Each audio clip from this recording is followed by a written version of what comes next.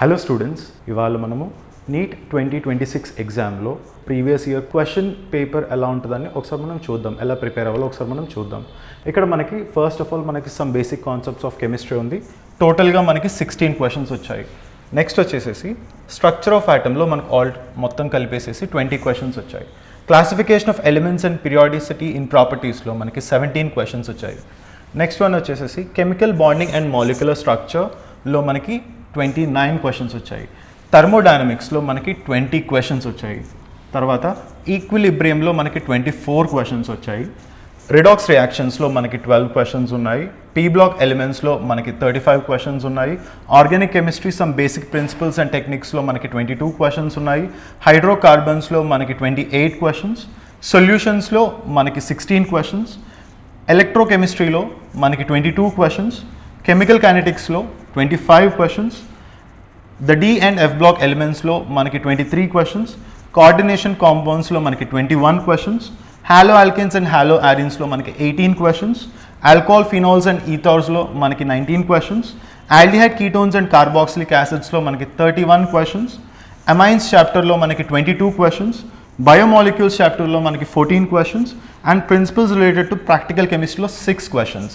ఇప్పుడు ఏవైతే మనం ఇక్కడ క్వశ్చన్స్ డిస్కస్ చేసామో last all the way from 2019 నుంచి 2025లో మనకి వచ్చిన క్వశ్చన్స్ మొత్తం సమరైజ్ చేసి రాసాము. సో దీన్ని బట్టి మనకు ఐడియా ఉంటుంది. నెక్స్ట్ దానికి వెళ్దాము. ఇక్కడ చూసుకుంటే ఇక్కడ జనరల్గా మన కెమిస్ట్రీలో లాస్ట్ 2025 ఎగ్జామ్ నీట్ ఎగ్జామ్లో చూసుకుంటే మనకి ఏవైతే క్వశ్చన్స్ వచ్చాయో మ్యాక్సిమం అవి ఈజీ నుంచి మోడరేట్ లెవెల్లోనే ఉంటాయి. సో ఎక్కడైతే డిఫికల్ట్ క్వశ్చన్స్ ఉంటాయో దానికి పర్సంటేజ్ చాలా తక్కువ ఉంటుంది. సో మనము ఇక్కడ ఏదైతే సపరేట్ చేస్తున్నామో మనము క్లాస్ 11కి క్లాస్ 12కి మనం చూద్దాం.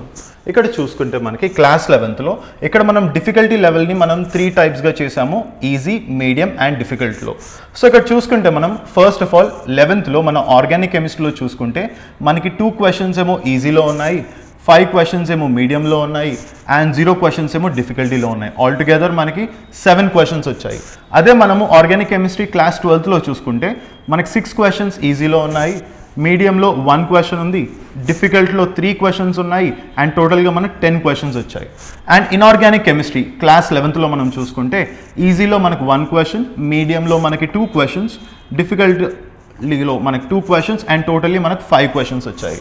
నెక్స్ట్ 12th ఇన్ఆర్గానిక్ కెమిస్ట్రీ మనం చూసుకుంటే ఈజీలో మనకు 1 క్వశ్చన్, మీడియంలో 5 క్వశ్చన్స్, డిఫికల్టీలో 0 క్వశ్చన్ అండ్ టోటల్లీ మనకు 6 క్వశ్చన్స్ వచ్చాయి. అదే మనం physical chemistry of class 11th మనం చూసుకుంటే ఈజీలో మనకి 3 క్వశ్చన్స్, మీడియంలో మనకి 2 క్వశ్చన్స్ అండ్ డిఫికల్టీలో మనకి 3 క్వశ్చన్స్ వచ్చాయి. Altogether 8 questions. Next physical chemistry of your class 12 చూసుకుంటే మనము ఈజీలో 2 క్వశ్చన్స్, మీడియంలో మనకి 6 క్వశ్చన్స్, డిఫికల్టీలో మనకు 1 క్వశ్చన్, ఆల్టుగెదర్ మనకి 9 క్వశ్చన్స్ వచ్చాయి. ఇక్కడ చూసుకుంటే ఒక ప్యాటర్న్ మనం అబ్జర్వ్ చేస్తే ఏదైతే మ్యాక్సిమం వెయిటేజ్ ఉందో, మ్యాక్సిమం నెంబర్ ఆఫ్ క్వశ్చన్స్ ఏవైతే ఉన్నాయో అవి మీడియం లెవెల్ క్వశ్చన్స్ ఉన్నాయి, ఆర్ఎల్స్ మోడరేట్ లెవెల్ క్వశ్చన్స్ ఉన్నాయి. అవి మనకు 21 క్వశ్చన్స్ ఉన్నాయి. ఈజీగా ఉన్నాయి మనకి 15 క్వశ్చన్స్ ఉన్నాయి. ఏదైతే డిఫికల్ట్గా ఉంటుందో చాలా తక్కువ పర్సెంట్ ఉంది, మనకి 9 క్వశ్చన్స్ ఉన్నాయి. ఆల్టుగెదర్ మనకి 45 క్వశ్చన్స్. ఇప్పుడు సేమ్ మనం ఎలా అయితే మనము physical chemistry, organic chemistry and inorganic కెమిస్ట్రీలో ఎలా అయితే సపరేట్ చేసామో ఇప్పుడు మనం 11th and 12thలో చూసుకుంటే మనకు టోటల్గా 11th క్లాస్ కెమిస్ట్రీలో మనకి 20 క్వశ్చన్స్ ఉంటే మన 12th క్లాస్ కెమిస్ట్రీలో మనకి 25 క్వశ్చన్స్ ఉన్నాయి. ఇప్పుడు సేమ్ ఇదే ఏదైతే ఉందో ఒక పర్సంటేజ్లో చూద్దాము. ఇక్కడ చూసుకుంటే మన క్వశ్చన్స్ ఏవైతే ఉన్నాయో కెమిస్ట్రీలో మనం వాటిని డిఫికల్ట్, మీడియం అండ్ మోడరేట్లో మనం క్లాసిఫై చేద్దాము. ఇక్కడ చూసుకుంటే మనకి ఈజీ వచ్చేసేసి మనకి 33% ఉన్నాయి, మీడియం వచ్చేసేసి మనకి 47% ఉన్నాయి అండ్ డిఫికల్ట్ వచ్చేసేసి మనకి 20% ఉన్నాయి. ఇప్పుడు సేమ్ ఇలాగే మనం టాపిక్ వైజ్ చూసామనుకోండి, like physical, inorganic and organic చూసుకుంటే ఇక్కడ చూసుకుంటే మనకి organic chemistry 11th and 12th కలిపేసేసి 16% అండ్ 22% ఉంది. అదే మీరు ఇక్కడ inorganic chemistry చూసారనుకోండి 11th and 12th కలిపి 11% అండ్ 13%. ఒకవేళ మనం physical chemistry 11th and 12th కలిపి చూసామనుకోండి అది 20% అండ్ 18%. ఇప్పుడు ఏవైతే మనము టాపిక్స్ నేర్చుకున్నామో అది 11th and 12th మధ్యలో మనం పర్సంటేజ్ చూడాలంటే ఎంత వెయిటేజ్ ఉందని ఇక్కడ చూసుకుంటే maximum percentage almost more than 50 మనకి చూసుకుంటే 12th క్లాస్ సిలబస్ ఏదైతే ఉందో దానికి ఆల్మోస్ట్ 56% ఉంది. అదే మనం 11th క్లాస్ దానికి చూసామనుకోండి దానికి మనకి 44% ఉంది. ఇప్పుడు నెక్స్ట్ చూద్దాము. ఇక్కడ చూసుకుంటే లాస్ట్ 15 ఇయర్స్లో అది నీట్ ఎగ్జామ్ అవ్వనివ్వండి ఆర్ఎల్స్ ఏఐపిఎంటీ ఎగ్జామ్ అవ్వనివ్వండి, దాంట్లో మ్యాక్సిమం క్వశ్చన్స్ ఏవైతే ఉన్నాయో చాప్టర్ బట్టి వెయిటేజ్ ఒకసారి చూద్దాం మనం. ఇక్కడ చూసుకుంటే first of all chemical bonding and molecular స్ట్రక్చర్కి ఎప్పుడు చాలా వెయిటేజ్ ఉంటుంది. ఇక్కడ చూసుకుంటే మనకి ఎంత పర్సెంట్ ఉందంటే 7.67% ఆఫ్ క్వశ్చన్స్ వచ్చాయి.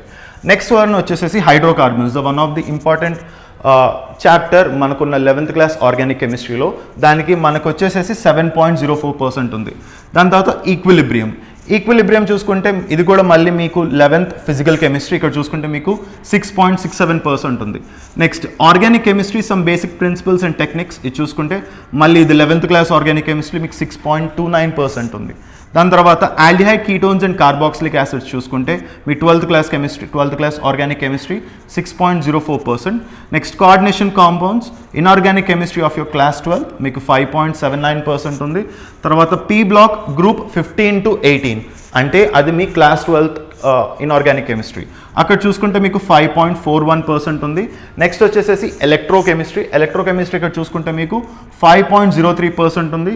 నెక్స్ట్ స్ట్రక్చర్ ఆఫ్ ఆటమ్ చూసుకుంటే same 5.03%. Next D and F block elements ఇక్కడ చూసుకుంటే మీకు 4.78% ఉంది. నెక్స్ట్ కెమికల్ కైనెటిక్స్ ఏదైతే ఉందో దీనికి కూడా 4.78%. నెక్స్ట్ థర్మోడైనమిక్స్ మీకు 4.28%. Alcohol, phenols and ఈథర్స్ 4.15%.